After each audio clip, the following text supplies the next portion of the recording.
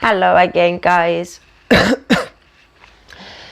So the main reason I'm doing this video is because I wanted to point out basically how important it is for some immigrants like me with stories like mine, stories even 1,000 times worse than mine sometimes, how important it is for us, for Britain to remain British, to remain the country we chose to live.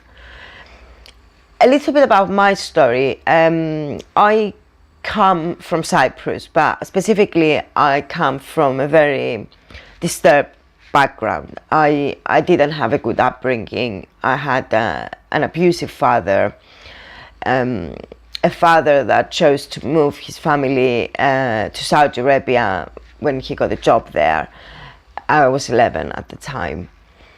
There I had to live not only under his abuse, but also in a society where every time we would step foot outside the campus we used to live, our life was in danger. And as an immigrant, our life was even more in danger rather than actual Muslim Saudis. When I came to first time to London to do my bachelor's degree, I was only 17 years old. It was not long after we have left Saudi that I totally left my family and came to England. In England, I found people that accepted me for who I am, helped me with all my personal, emotional issues, and helped me become who I am. I was very silent about Islam, even though my opinion about Islam has been formed since when I was little, growing up in Cyprus, knowing the history of Cyprus, then moving to Saudi, growing up under a lefty professor, a very bad person.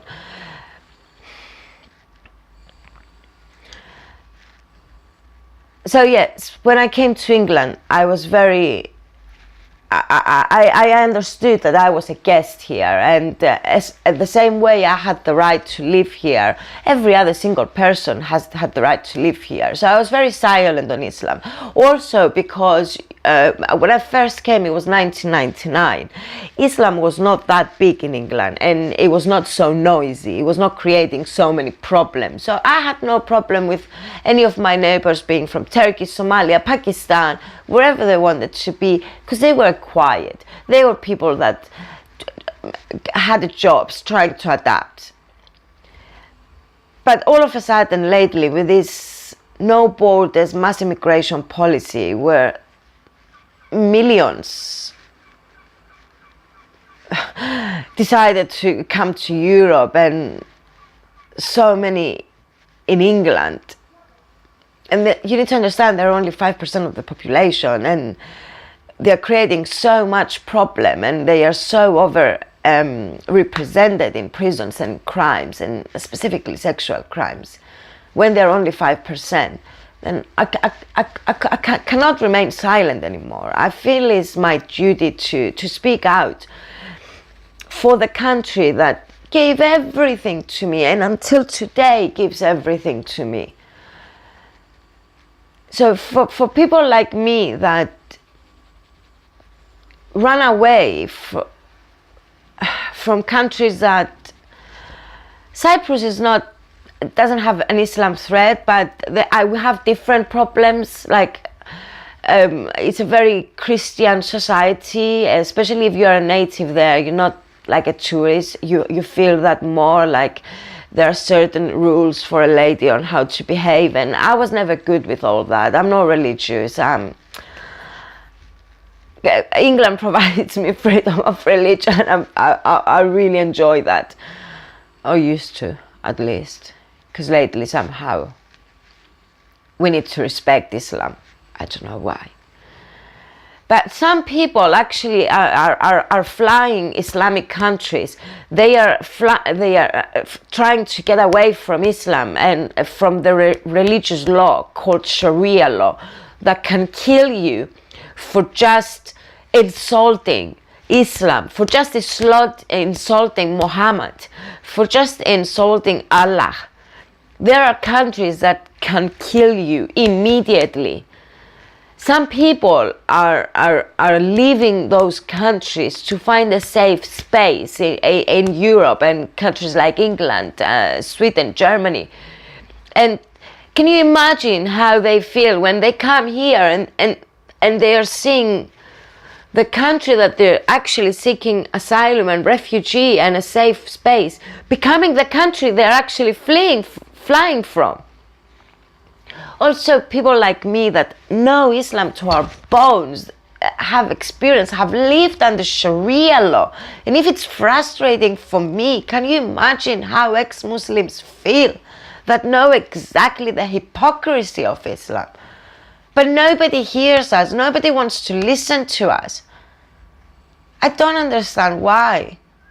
Also, I don't understand why, if you're an immigrant and you shout out loud how much you love this country, how much you want to be a part of this country, when you work, you contribute to the society, somehow you're not the kind of immigrants that the leftists love anymore. They don't want you. They are against you. What kind of immigrants should we be then? Should we come here and complain and moan and want to change England so the leftists can accept us? The whole thing is too confusing for me. Too confusing. It doesn't make sense. And I just very loudly want to put out there that so many of us have left countries that we were living under a threat, or some of us were living under abuse, others the threat of their lives, to come to countries like England, to be safe, to be a part of this beautiful country, to be a part of this beautiful culture that provides freedom, freedom of expression, freedom from religion. Don't change this country. I'm begging you, don't change it. Do not turn it into somehow, I don't know, this crazy religious, especially Islam religion country. And some parts of England, it's no joke, they are becoming an Islamic ghetto. You can laugh as much as you want, you can dismiss me as much as you want, but you cannot actually deny there are Islamic ghettos. That's all I have to say, guys. Just to put out there. Just be part of the movement. Help us keep Britain British. Let's maintain this beautiful culture that saved the lives of so many people, that took so many people in and made a difference. It made a difference to my life. I'm sure it made a difference to many people's life. Let's maintain this amazing culture. Thank you.